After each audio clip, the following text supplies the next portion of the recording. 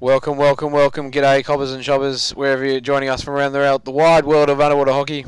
We've got a cracking match here. It's the third and fourth place teams in the elite men's here at the Underwater Hockey World Championships. Based on the live ladder, Australia is sitting in third spot currently, in South Africa fourth. Some cracking matchups coming. We've got Brent versus Gary, old sparring partners. Gary Roosevelt moving to Australia in 2012. Formerly from South Africa, up against his old mate Brent Borslap. And I was just chatting to the Aussie boys before they jumped in the pool. Some interesting coaching moves from from Bushy. He's resting the captain Tommy Miller and Reese Milburn, two very experienced players, and that means that Gav is actually captaining the team this game. Here's some trivia for you underwater hockey train spotters.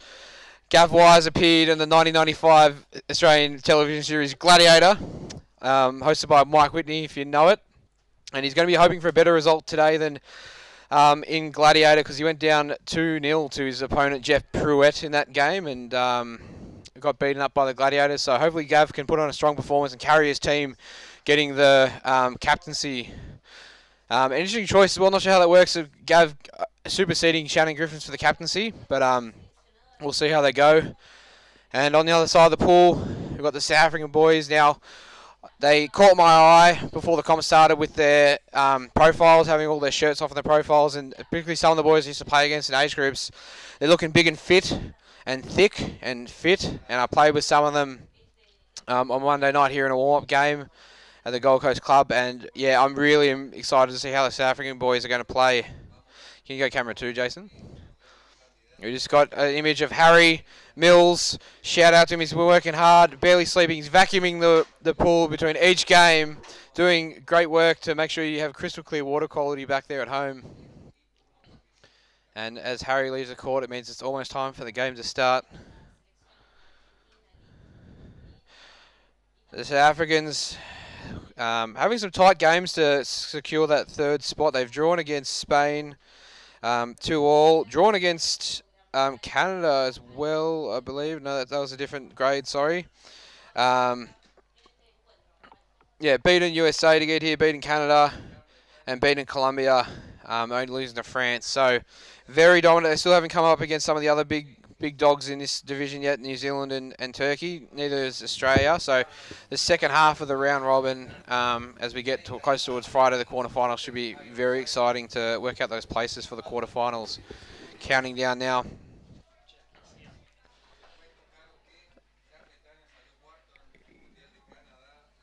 Jack is here. I'm about to be joined by our great South African ref, Jack.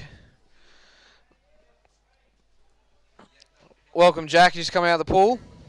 No, we had an assessors meeting, and we had to listen to all the good things we're doing in the water as referees, and also all the bad things that we do.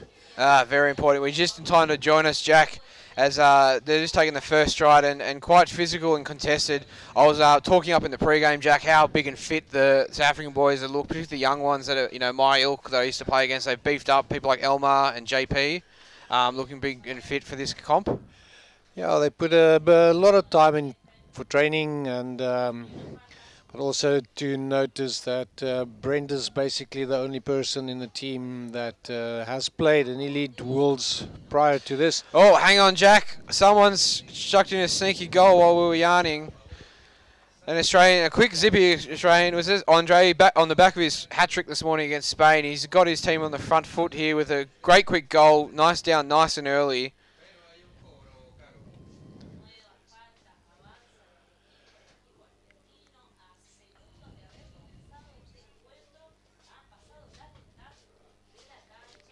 Andre, of course, a second-generation Aussie player. His father, Derek, played for Australia many times as well.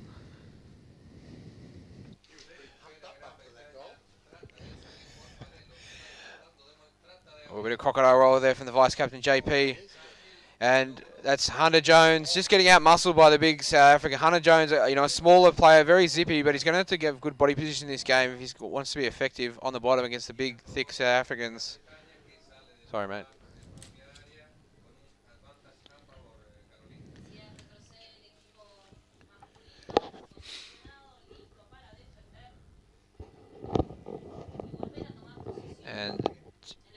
Ben, sorry.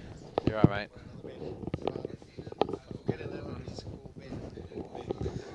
And South Africans led off the hook there. Australia was creating a lot of pressure towards their goal tray and been called back for a foul, but Australians still retain the advantage puck. And the South Africans would just really want to clear this puck, Jack, and not let another quick goal in.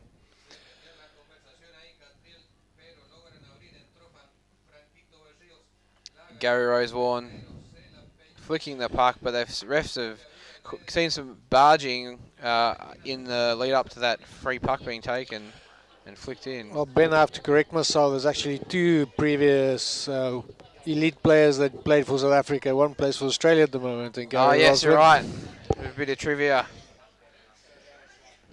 So, yeah, obviously back in 2011, they're both members of the 2011 team that came runners-up against the Australians in 2011 in Portugal, Gary and Brent. Yep. Good bit of play by South Africa, but no numbers there to support that attack. There's somebody swimming past the camera that create this vibration. Gary Rosewarne, yeah, he's down nice and early. He doesn't want to concede any goals to his old teammates and people from the motherland. But big flick there. Oh, Gary, good back flick to clear that. And Hunter there in support. But what have the refs seen? Equal puck. Ethan de Villiers there doing a very good drive, flicking the puck forward, but not somebody at hand to finish off that goal. South Africa, however, have got a free puck right in front of the Aussie goals. It's an equal puck. All lined up there, 3 and 3. JP winning the equal puck, nice and quick to the bottom. But it seems that Australia did not contest that equal puck. More waiting for South Africa to get in there. And the referee stopping the game again. South Africa creating or committing a stick infringement. And a little bit of relief for Australia at the moment. Ben, tell me more about Gavin Wise.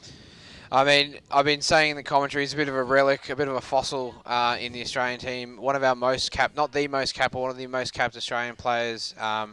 Even by, I was talking in the pre-game, his appearance in the 1995 series of Gladiator.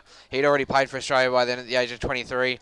And pretty much has been in the elites team, I think, every world since. A lot of worlds under his belt, and they're showing no signs of slowing down.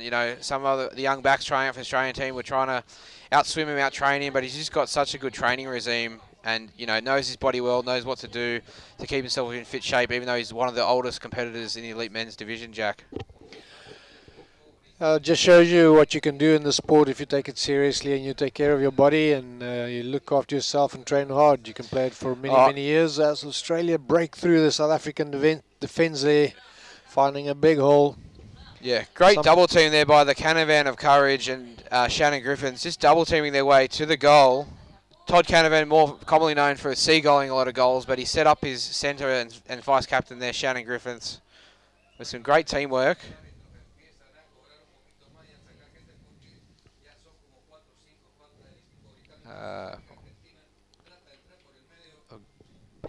Goals. The score is 2. That's number 4.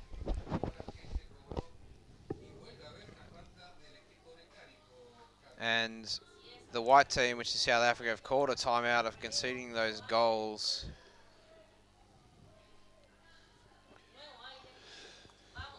Okay, Coach Claude going in there, having a word with the guys. Must probably telling them to calm down a bit. Guys are not really following and supporting one another. We do get some good breaks, but then unfortunately we don't have a player to support that great move that they did. Unlike the Aussies, where they're down there in numbers, and if there's a pass, there's always somebody that pick up the pass and make some play. Yeah, early in this game, Jack, the Aussies are really executing the game plan really well, and opening it up and creating pressure with a lot of attacking numbers against the other games earlier in the comp. It wasn't that evident. Obviously the boys were still learning together, and that draw against Colombia in their first game, and South Africa beating Colombia, it just goes to show that this competition could go anywhere. There's a lot of tight teams. As we can see, the Aussies trying to execute a switch, but being put under pressure by the South Africans. JP de Toy is staying down there very well, following through and following up. Ethan and Almar that also got into the action there right in front of the goals, but Australia clearing it out in front, taking it to the corner. Australia just locking it down in the corner there. Todd Canavan, we can see, trying to clear it out, but the South Africans working their way in the corner. On Monday night, Jack, I did notice a lot of the times, even in club hockey, they were already trying to execute their game plan, and the South African boys I was playing with were attacking the corner, taking the puck into the corner. Is that a strategy from the South Africans to attack from the corner? There's a variety of tactics. I'm not sure which one they use. We as Masters in Canada scored most of our goals in that tournament from our own goal, actually from our own goal. So it's not necessarily always taking it to the opposition's corner, but it also helps a team, if you're tired, to create lesser options for your opposition and tie them down there in the corner and set yourself up for attack. Australia now broke out from the corner, showing some good skills, interplay between the forwards and the back, and moving the puck around, not just playing it forward, but also playing it deep and wide. Yeah, they've always seemed to have options, the Australians. Is one of them, is that Reece Milburn? Maybe he's not sitting out, wearing the Eric Straley mask. No, it's Josh McKenzie making an appearance in an Eric Straley mask. I'll have to ask him about that. Almost unrecognisable. Thiago de Silveira putting some hard yards in there for South Africa, staying on the bottom, waiting, following up. I think the speech the coach gave them now at the timeout actually had an impact on the players. They suddenly got a little bit more fire in them, going forward, supporting, staying down, helping one another. Ethan here. Number 3 there, Elmar, pushing on. And there we go again.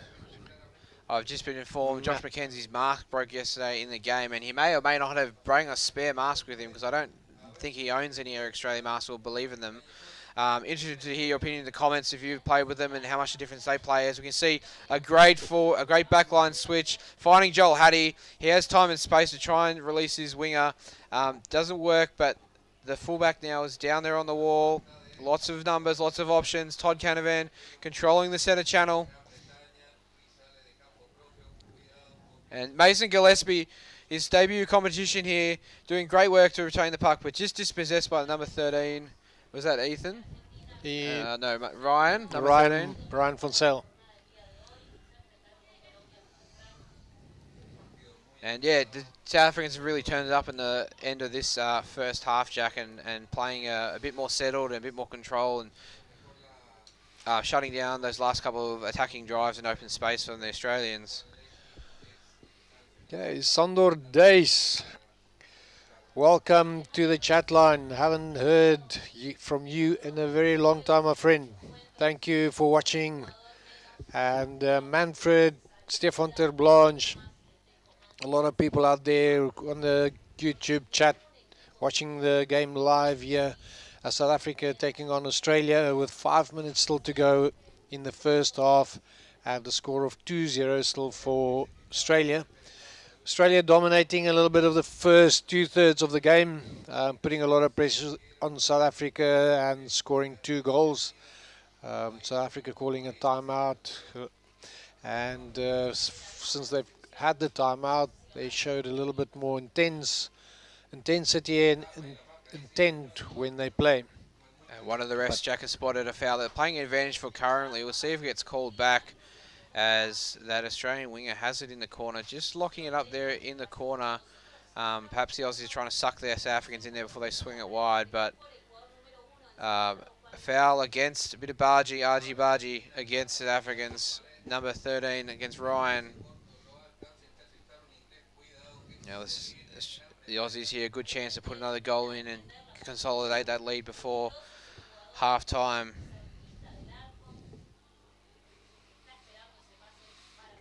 Australia scoring. Gary Rosewell moves up to a high flying position, joins the forwards. Josh McKenzie taking the free puck, goes wide to Mason Gillespie, under pressure, shovels it back in, but he's hit there by a bunch of South Africans.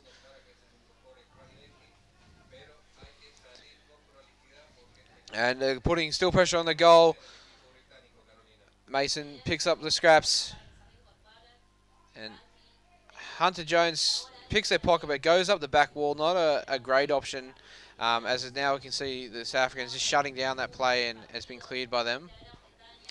Very good work by the South African defence. The Australian team, they have given them everything they got from different angles, and South Africa managing to keep the puck out of the goal. If Australia score another goal before the end of this half, it will just make it more difficult for South Africa to get back into the game. But if South Africa can make something happen in the last 3 minutes, that's almost coming up. That could change the game for the second half, as Australia breaking up right again, opening up and playing in the middle, creating space for the players to swim.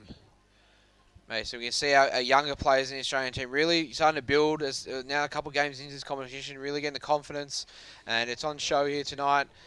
Good puck control, good decision making. See a wayward pass by Josh McKenzie, didn't get picked up by a teammate, but there's always a Aussie player lurking around to pick it up, even if it doesn't go straight to them. Being cleared now. South Africa playing to the inside there, almost in front of their goals, and Australia robbing the puck and nearly ended up in the goal. And again, puck playing to the inside.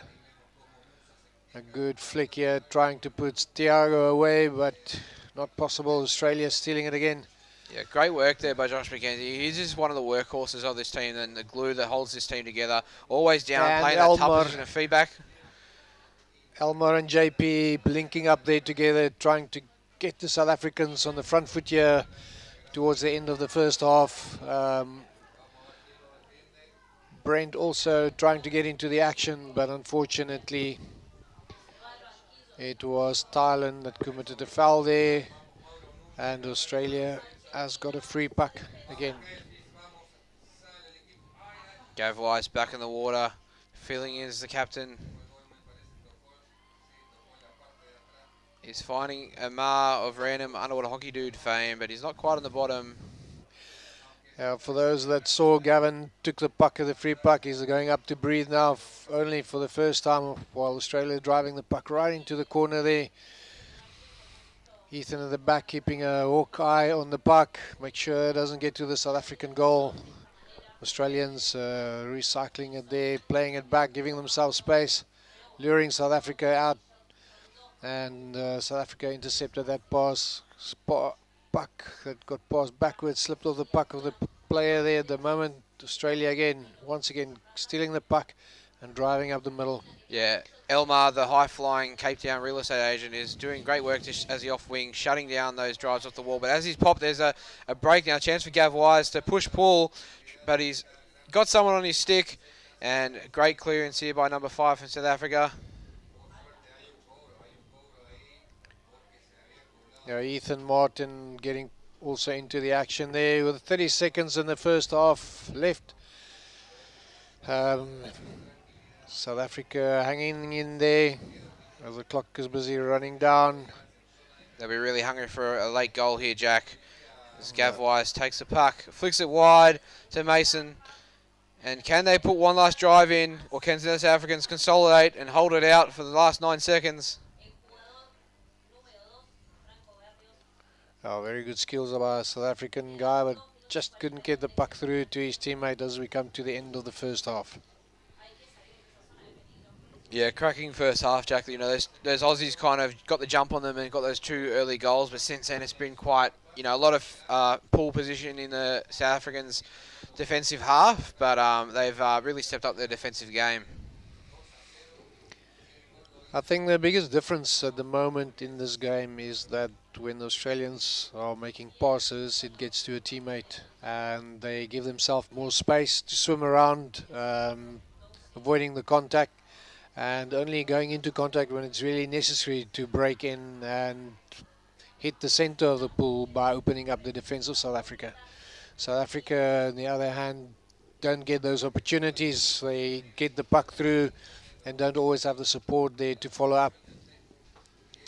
Yeah, Jack, we can see Roberto Valeta, the deck ref, just giving his other in-water refs a quick water break, doing good jobs. At this point at half-time, what do the refs normally get together and chat about if you're refereeing the game? If you're in-water ref now, what would the referees be chatting about at half-time? We'll talk about things that might be happening off the puck that doesn't really have a huge influence on the game, and then you will see if it's escalating, if it's just the occasional things that you don't want to stop the game every second because it is possible to do it. So we need to just look at things in the game that can have an effect on the outcome of the game and make sure that that doesn't happen. But minor slip-ups and stuff that players do due to the puck sliding and not possible to have proper control is just things that we need to look at in the game. Yeah, I think at half-time, Coach Bushy would have, really drilled into his players just to keep up the good defensive. They haven't really had much puck near the goal, the South Africans, and they want to keep it that way in this second half and not give them a sniff.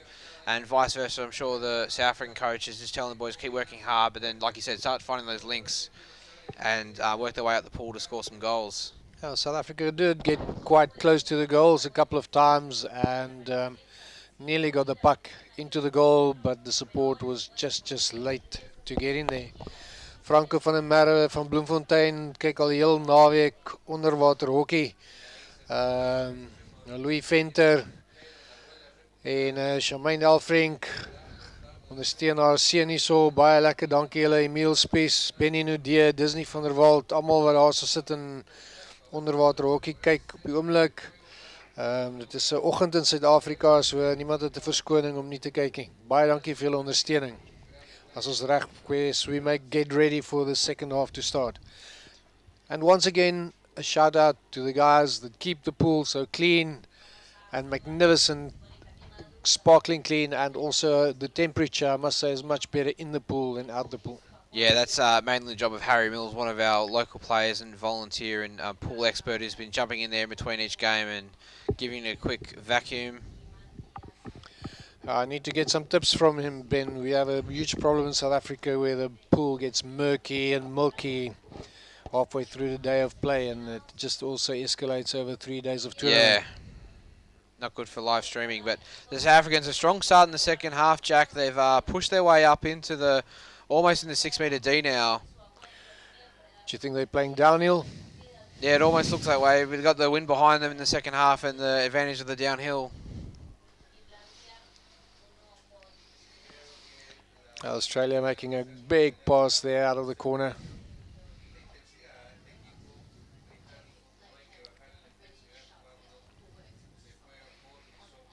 Slowly working their way up the wall is patiently. South Africa opting again to go up the wall in the Australian half. It's just knocked down, hitting a knee there, that pass from the Australian players. Now the South Africans looking for options. Ethan getting the puck forward there to JP, but unfortunately he got robbed as one of the referees. Oh, we got a headshot, Jack. Number 2, is that against Josh McKenzie or against the South African number 2? It's against South African number 2. And number he's 13 off to is the Ryan that's getting out there. Is it? 2 minutes, sorry, I get confused when refs call people number out. 13, Ryan getting thrown out, but I didn't see where he made that flick. It might have been playing advantage prior to that it happened. Okay, Mason subbing in at fullback now. Goes to the outside, pass back to the inside, number 9, Andre. And down again, Mason. Oh, quick swerve, nice sleight of hand there. Finds Andre still down after that free puck. Fresh breath, Gary Rosewarne pushing out the backside. And, good hit here by Andre. Back down again. Puck just bobbles on the tray, but fell outside the wingspan of Todd Canavan. On the goal tray. Very, very good push there. He almost was able to clear that, Jack. Yeah, puck slipping there off the stick of the South Africans. They did their very best to get the puck out of the goal there, but eventually the pressure was just piling on from the Australians and it ended up in a goal. Great work by Hannah Jones to finish that. If we had the replay technology audio, you would have heard a little crank shout out when Hunter scored that goal and surfaced to the air, as is his catchphrase. Really brings some oomph into his team, Hunter Jones. Someone call him the minister for oomph. Yeah, Australia, the same trend as the first half, having a quick goal. 3 minutes into the first half, Australia up 3-0. And yeah, Andre did great work in the lead up to that last goal. Just a big bottom time, second efforts. As now Gav Wise tries to execute a switch and kind of pays off there. And the Australians swing off to the far side of the court. More attacking pressure. The Australians looking to run away with it in this second half.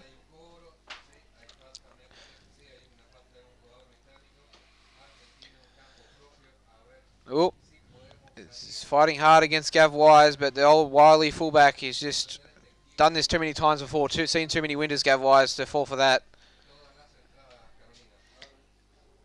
And Josh McKenzie finds Andre. Australia having the numbers on the bottom of the pool there. Clearly South Africa's lacking. Ryan about to get it back into the pool. Looked like he has not made it. After the referee call, he will be able to rejoin the game. There was a stoppage just before he was allowed to get into the pool. South Africa still with 5 in the water. Will Australia make use of this opportunity to penetrate here?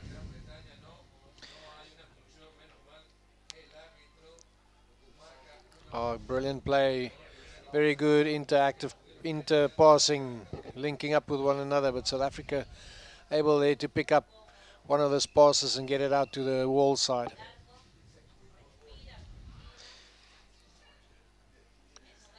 Australia looking like opening it up again, but opting to go up the wall. South Africa drive up the wall. Numbers now in from behind. Australia taking it away from the wall. And South Africa intercepting Ryan back there, making a difference. Great work there by Gary Rose, wanted to dispossess Elmar, and now he's released Andre to the outside. Andre looking for options still. Great strength by the young 18-year-old, or 19-year-old even. Fantastic pass with JP, and Liam trying to jinx past that player. Didn't quite succeed in it. Ryan putting pressure on there. Liam back into the action and passing it forward. Good bottom time here by Liam, trying to fix his. Hunter Jones, great work there, trying to initiate a 1-2 here. He's got the pass from to release his off half and back down there.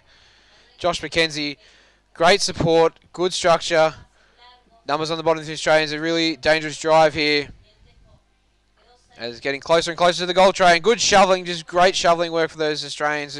Really executing that game plan. The 3 forwards down, shoveling. Very hard to defend that when they're all together and on the down on those aggressive drives. Hang on, but unfortunately, don't know if it's been called a goal. I think it's been called back. A bit of confusion. I think it's number 5. Or did they call it a goal? I thought I saw the ref doing a free puck move. Nope. Number 5, Amar Sarmiento. The Randalorian, as some people call him. All the way from Spain? Yeah, of Colombia. Via Spain, via Sydney, now in Perth.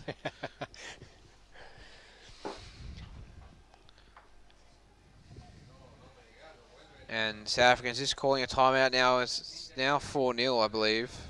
4-0. Yeah, we can't see the score at the moment. 4-0 to Australia. South Africa calling a timeout there. Coach Claude giving some instructions there again and trying to figure out what the problem was in the first half, because Australia found some gaps there that was not necessary. South Africans driving a couple of times, getting to the Australia last third, but that only happened in the beginning of the second half. We're almost halfway through the first half. South Africa used their timeout. Wow, each team gets 1 timeout per half. South Africa winning the strike there, passing it wide, but unfortunately Australia immediately putting pressure on us. There's some really good puck skills and hand skills. You know, we can really see what the level the elite men's is. If you're a young up and coming player, you know these are the skills you need to work on to execute them at such a high level of game. You can see it's quite autonomous from a lot of them, and great puck control and the swerves and the push pulls. That's what you got to work on and do all those extras if you want to make it to this level.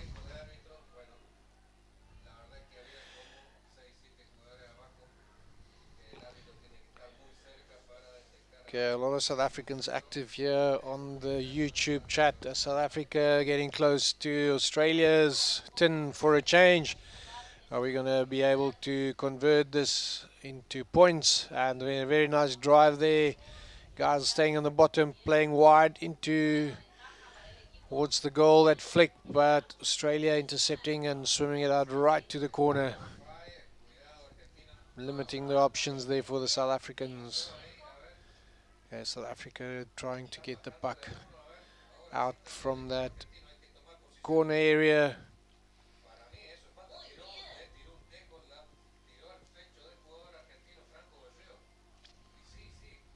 I don't think Australia will work very hard to try and get it out if they don't have to, as the clock slowly runs down. Yeah, one of your forwards there is lurking, waiting for someone to get the puck to him, but nobody can.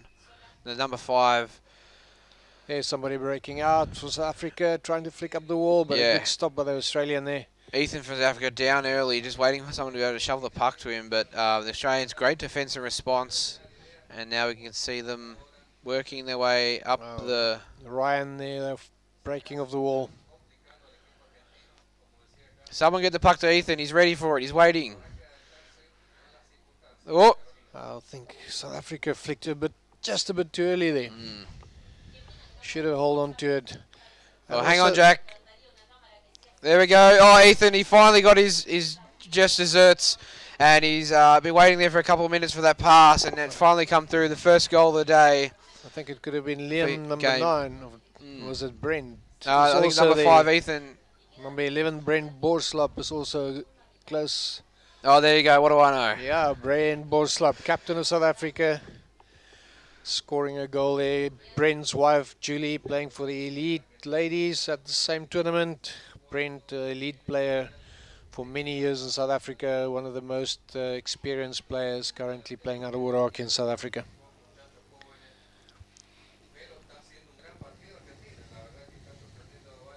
Elmar off the strike, just flicking it on the inside of the back of his stick.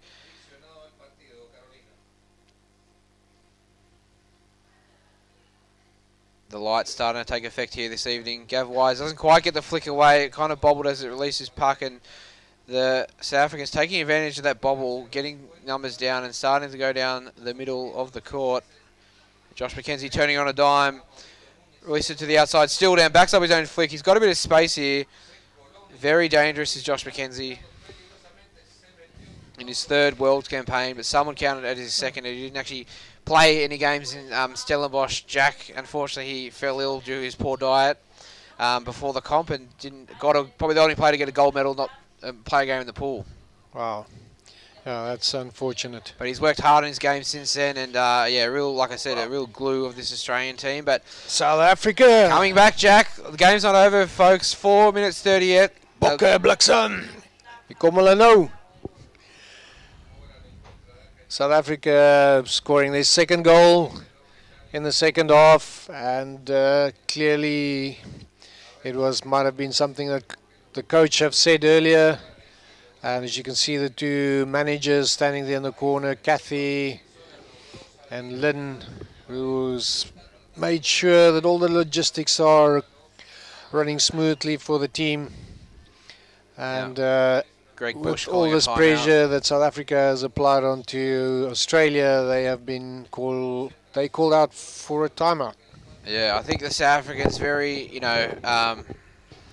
been annoyed that the timeout was called. I can see them fired up. They want to keep going, putting the pressure on by this timeout. Now they've got to keep that energy and really put it on against the Australians with 4 minutes to go in the 2nd half. A bit of fire in their bellies. I think this last bit of play slowly shows that, if they play together, that they can actually get the puck in the goal. It is, I watched story on Bernie Eccleston about to make a long story short, a racing driver that never could win a Formula One race, and then in one race that happened, he was in the 5th place and the 4 cars in front of him crashed out and he became the winner, and after that he continued in the next year to become the Formula One world champion. So these 2 goals must probably have given them a lot of confidence, and I see Ryan van Zyl out again, or was out, but is joining the game. The Australians, they just need to gain some ascendancy and put some authority back on this game to close the game out. Need numbers down at the bottom, nice and flat to oppose the strong South Africans that have got the wind behind them.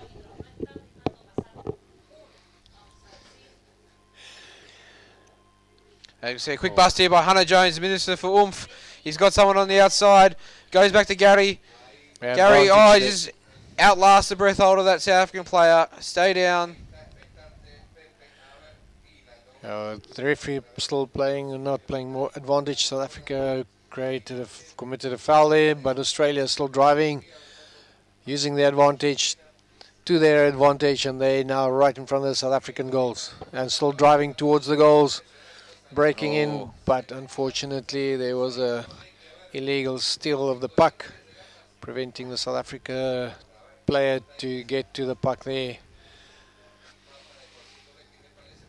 So going into the last 3 minutes of the game, contest is now a little bit better. It's now more equal than it was for most of the game.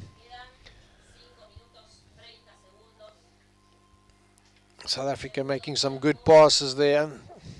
Good work by Elmo here, pushing it up the wall. He's found, is that JP?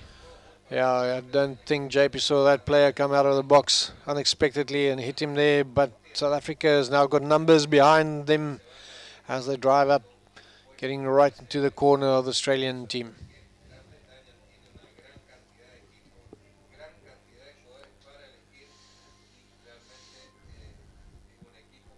You can see now another opportunity for the South Africans here late in the second half. The Australians really got to close out this game. They do not want to go and give the South Africans a chance to draw in this game. Every point is vital for the quarter-final seedings. Yes, and also welcome to Matthew Bester that I see here for the first time on the chat group. William Pake making some comments here towards me. And Disney, also a keen follower. I've seen the name many times around here. Johan Prinsloo, also watching the game. Thank you guys for supporting South Africa. Every little bit of support makes a difference, and I think that's why we scored that 2 goals in the second half. And now the Australians trying to execute a switch. Mason goes back up the inside. I've always said, Jack, it's always easier to defend a 2-0 lead than a 1-0 lead, so the Australians really have to work hard here to not give those South Africans a sniff and just close out this half. 1 minute 20 to go.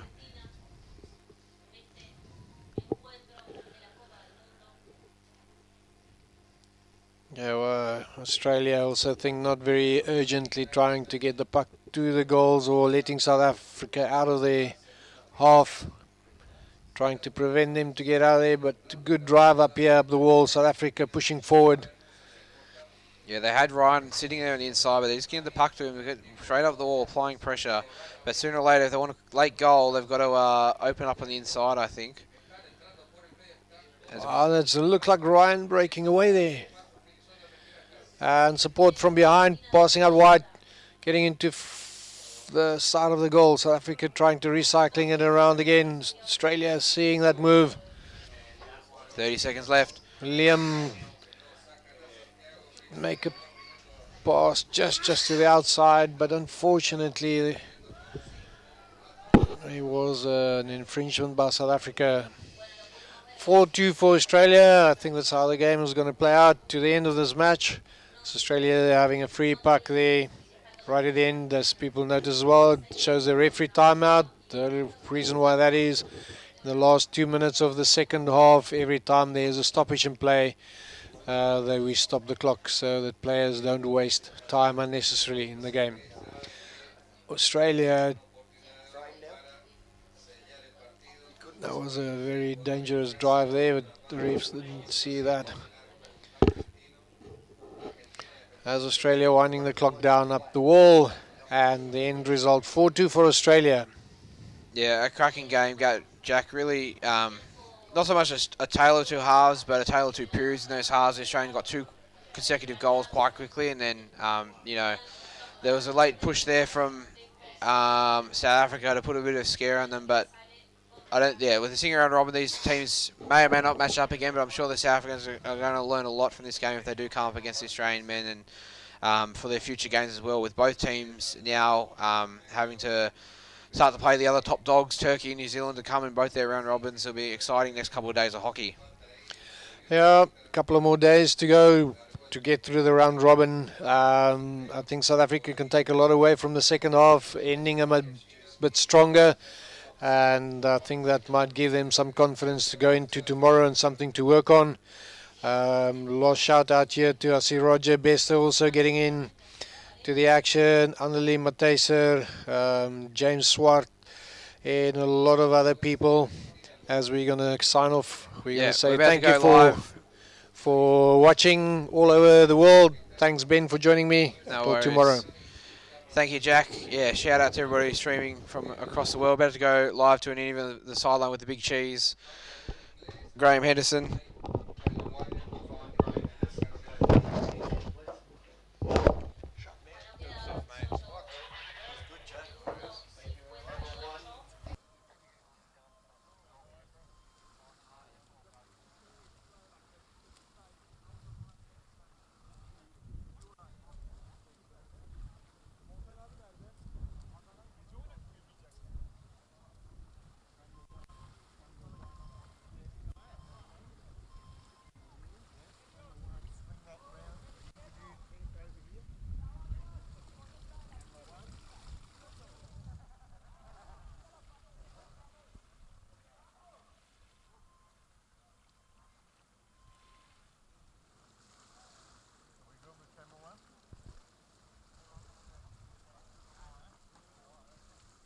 All right, ladies and gentlemen, I'm just waiting for the coach from the victorious Australian team to come into the interview area and get cold and freeze. Oh, you are. A little bit chilly. Well, Greg, that was an interesting game. Tell me your thoughts. Yeah, look, it was a lesson for me. I said when we got the 4th goal and there were 6 minutes left, I said to my captain, we got this game. Well, he wasn't playing. And next thing, they scored 2 goals in 1 minute or 2 minutes. And, you sort of then go, Jesus, if they get the next one, it's anybody's game. And they just got such a spring in their step after they got that second goal that made it hard for ourselves. Yeah, the interesting thing is, isn't it, defending a 2-goal lead is one thing. When it comes down to one goal lead, it's a dangerous thing. It's a frightening thing. And, yeah, it turns out even a 4-goal it's not enough these days. Exactly. Now, what did you think of the South Africans' game? Oh, great. They're playing a nice open style game for the most part, and they're not afraid to get it into the middle once they get in attack, yeah. All right. Do you know who you're playing next? No, I can't remember. I'm so sorry. But we had 2 good wins today, so boys are feeling a bit nice and settled, and we'll look forward to the rest of the comp. Yeah, well, that's it, isn't it? 2 wins sort of puts a bit of spring back in your step, and then the team can look forward to advancing him through the next round. Yeah. We'll give it our best shot. All right, thanks, Greg. Enjoy the comp. See you.